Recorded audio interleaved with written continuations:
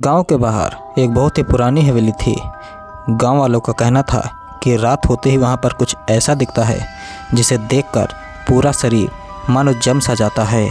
जो भी उस हवेली के अंदर जाता है वह कभी भी वहां से लौट कर नहीं आता है। स्थानीय लोगों का ये भी मानना है कि वहां पर रात होते ही कोई औरत नाचने लगती है।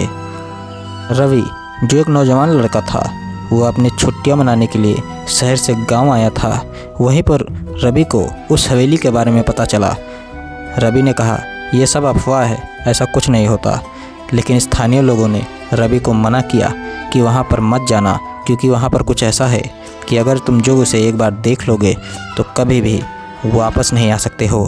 रवि हंस पड़ा और बोला, मैं इन सब बातों पर यकीन नहीं करता, मेरा जो मन होगा वो मैं करूँगा। लेकिन तभी गांव वालों ने कहा कि वहाँ पर मौत का नंगा नाच होता है। फिर से रवि ने कहा, अगर मौत नाचती है तो मैं आज मौत को भी नचा दूंगा। रवि की ये बात सुनकर गांव वाले हंसने लगे और बोला, जो तुम्हारी मर्जी हो वो करो, हमारा काम था तुम्हें समझाना, लेकिन तुम नहीं मान रहे हो तो तुम अपनी मौत को खुद आमंत्रण दे रहे हो। रवि ये सब बात सुनकर अपना कैमरा उठाकर उस हवेली की तरफ जाने लगा। रवि के हाथ में कैमरा इसलिए था क्योंकि रवि को इन सब बातों पर यकीन नहीं था और उसने सोचा, आज मैं ये साबित कर दूंगा कि ऐसा कुछ नहीं होता है। रवि के हाथ में जो कैमरा था वह वीडियो बनाने के लिए ले जा रहा था, ताकि वो स्थानीय लोगों को दिखा सके कि ऐसा कुछ भी नहीं होता है। भूत प्रेत जैसी चीज़ें सिर्फ हमारे दिमाग की कल्पनाएं होती हैं। रवि धीरे धीरे हवेली के अंदर जाने लगा।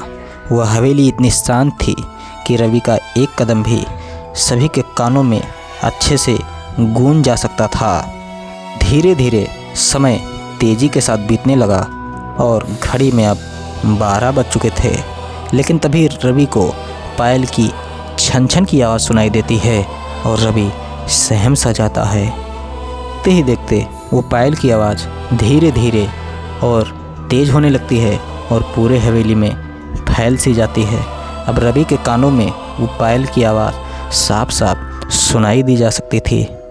तभी हवेली के बीचों बीच धुंध छाने लगी।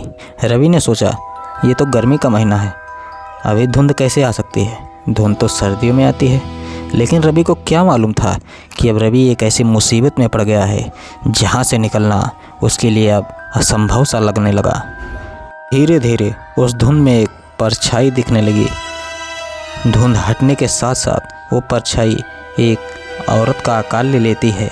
उसके लंबे काले बाल, उस औरत ने सफ़ेद कपड़े पहन रखे थे।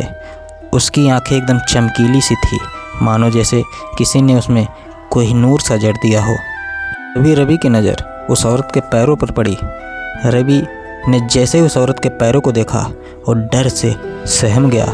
रवि ने देखा कि उस औरत के पैर एकदम उल्टे थे।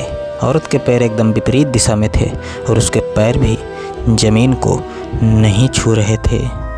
देखते ही देखते वो औरत धीरे धीरे करके रवि के पास आने लगी और देखते ही देखते वह औरत नाचने लग जाती है रवि के सामने। का हर स्टेप इतना खामोश और इतना सटीक था कि किसी को अनुमान लगाना भी बहुत मुश्किल हो जाता कि यह एक औरत नहीं बल्कि एक आत्मा है। रवि जैसे तैसे करके अपना कैमरा ऑन करता है ताकि वह यह सब रिकॉर्ड कर सके और बाहर जाके वह स्थानीय लोगों को इन सब बात की जानकारी दे सके। लेकिन रवि को क्या पता था कि अब रवि कभी भी उस हवेली के बाहर नहीं जा सकता है। देखते ही देखते रवि भी उस औरत के साथ नाचने लग जाता है। रवि अपने आप को रोकने की काफ़ी कोशिश करता है। वह अपने शरीर को ज़ोर ज़ोर से झटकता और पटकता भी है कि उसका शरीर उसके काबू में आ जाए। लेकिन जैसे लगता था कि उसका शरीर उसी औरत ने अपने काबू में कर लिया है। रवि ने बहुत कोशिश की लेकिन वह अपने शरीर को काबू में नहीं कर पाया और उसी औरत के साथ नाचने लग जाता है। अचानक से वह औरत नाचने नाचने एक स्थान पर रुक जाती है और धीरे धीरे अपना चेहरा ऊपर की तरफ उठाती है। रवि ने फिर से एक बार उस औरत का चेहरा देखा, लेकिन इस बार उस औरत की आंखें एकदम काली और चेहरा एकदम सड़ा हुआ था। रवि डर से कांप गया। रवि ने सोचा, आज तो मैं काफ़ी मुसीबत में पड़ गया हूँ। आज ये औरत मुझको नहीं छोड़ेगी, आज मेरी मौत तय है। भी उस औरत ने रवि को देखकर एक डरावनी मुस्कान दी। उस औरत ने रवि से कहा, तुम यहाँ मेरी मर्जी से आए हो, मैंने ही तुम्हें यहाँ पर बुलाया है और जब तक मैं न चाहूँ तुम यहाँ से कभी भी बाहर नहीं जा सकते हो, या शायद मैं तुम्हें बाहर जाने भी नहीं दूंगी। अब अचानक से उस औरत ने रवि का हाथ पकड़ लिया। रवि डर के मारे वही चिल्लाने लग जाता है। औरत रवि को घसीटते हुए अपने साथ अंदर ले जाने लगती है। अब रवि का शरीर हवा में लटकने लगता है और उसका शरीर टूटने लग जाता है, जैसे मानो कोई उसके शरीर को तोड़ और मरोड़ रहा हो। रवि के शरीर से हड्डियों के टूटने की आवाज़ साफ साफ सुनाई दी जा सकती थी। अब वह औरत रवि के सामने ही फिर से एक बार भयानक नाच नाचने लग जाती है। अचानक से रवि को उस महल में चारों तरफ और कई प्रेत आत्माएं दिखने लगती है, जिनके चेहरे पर एक अजीब सी मुस्कान थी और वह सभी रवि को देखने लग जाते हैं, मानो जैसे वो रवि का शरीर खाने के लिए आतुर हों। रवि के ज़मीन पर गिरते ही उन सभी प्रेत आत्माओं ने झटपट दौड़ लगा दी और रवि के शरीर को नोचने लगे।